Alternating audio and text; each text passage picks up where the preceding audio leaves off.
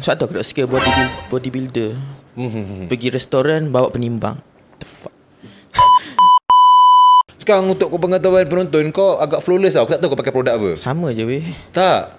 Kalau 2 tahun lepas je betul. Memang aku punya kulit barai, banyak jerawat.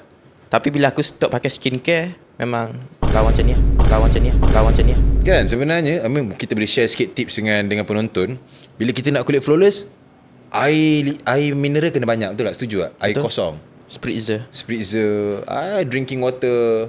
Spritzer the best sebab dia ada silika. Sebab dia silika dan dia ada mineral yang tinggi. Setuju? So berapa liter suggest untuk seorang lelaki minum? Dia bila dahaga minum, je? dia tak perlu nerd. Dia sebab tu aku tak suka bodybuilder.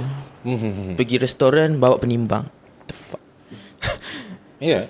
Bila lapar makan, bila dahaga minum.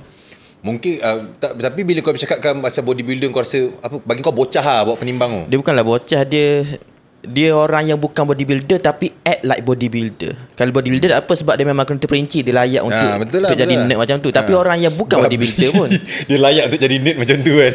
Aku terasa tau. Macam mana you orang awam, you just nak badan lawa, pakai baju nampak smart. Kenapa you nak terlampau detail? Tak perlu pun. Okay, cutting perlu kira kalori tak?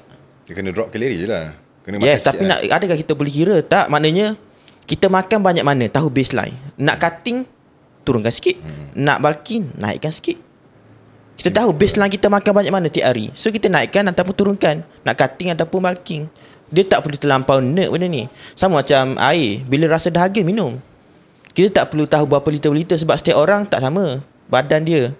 Tak silap 1 kilogram berapa liter tak ingat. 10 liter tak ingat.